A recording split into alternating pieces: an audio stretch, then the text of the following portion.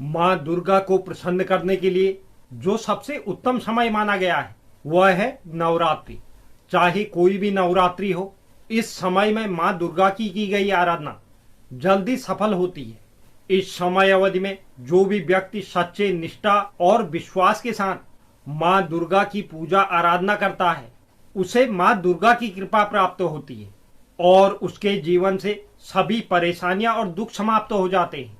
वैसे तो माँ दुर्गा को प्रसन्न करने के लिए हमारे शास्त्रों में बहुत सारे कार्य बताए गए हैं, लेकिन उसमें से भी जो सबसे पावरफुल तरीका है वह है माँ दुर्गा के दुर्गा सप्तशती के 13 अध्यायों का पाठ करना।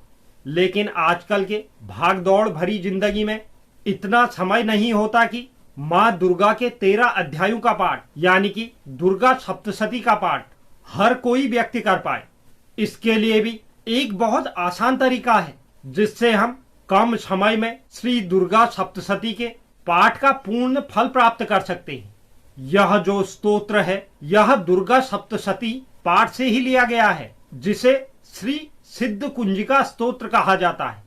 हालांकि बहुत से लोग नवरात्रि या अन्य दिनों में इसका पाठ करते हैं, लेकिन उन्हें वह फल नहीं मिल पाता जो वह चाहते हैं। इसका भी कुछ कारण है, जिसके कारण श्री सिद्ध कुंजिका स्तोत्र पढ़ने के बाद भी हमें पूर्ण फल नहीं मिल पाता और हम मायूस हो जाते हैं। तो आज हम इस वीडियो में यह जानने वाले हैं कि आप चाहे सिद्ध कुंजिका स्तोत्र का नवरात्रि में पाठ करें या अन्य दिनों में पाठ करें, उसका आपको पूर्ण फल प्राप्त हो।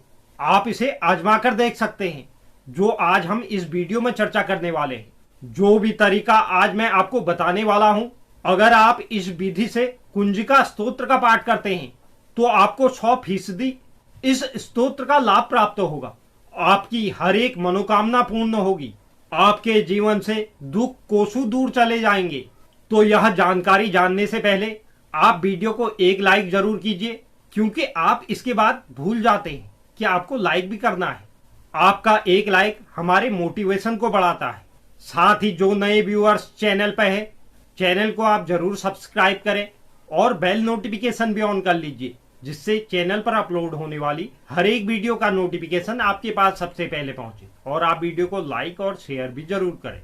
तो चलिए शुरुआत करते हैं और जानते हैं कुंजिका स्तोत्र का पाठ हमें किस तरह से करना चाहिए। तो सर्वप्रथम हम थोड़ी सी जानकारी इस बात की ले लेते हैं कि दुर्गा सप्तशती का महत्व क्या है, जिसमें से यह पाठ लिया गया है। हम इस पर संक्षिप्त में चर्चा कर लेते हैं।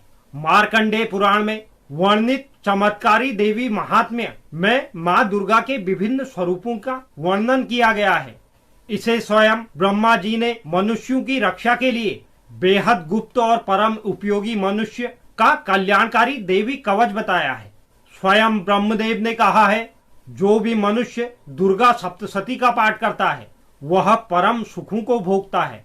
इस दुर्गा सप्तशती को ही सतचंडी, नवचंडी अथवा चंडी पाठ भी कहा गया है।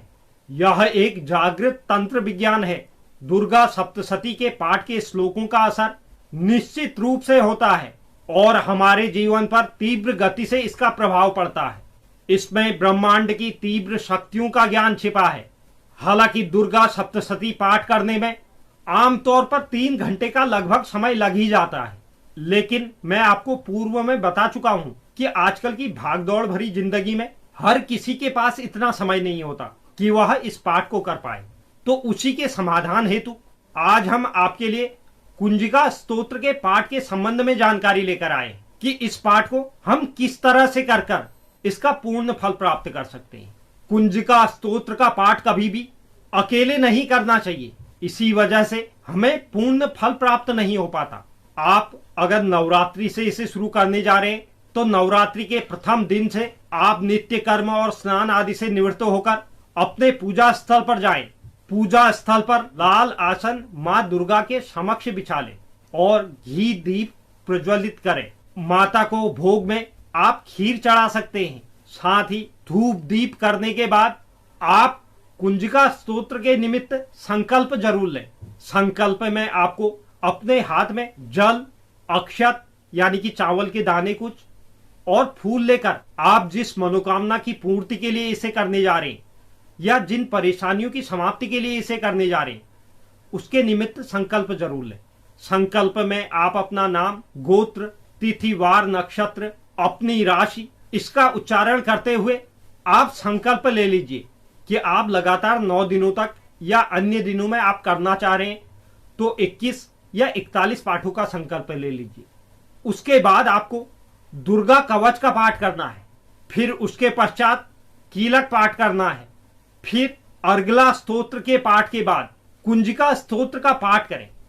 कवच, कीलक और अर्गला के बिना कुंजिका स्तोत्र का पाठ उतना फलदायी साबित नहीं होता। इसलिए जब भी आप कुंजिका स्तोत्र का पाठ करें तो कवच, कीलक और अर्गला स्तोत्र का पाठ जरूर करें। इसमें ज्यादा समय नहीं लगता।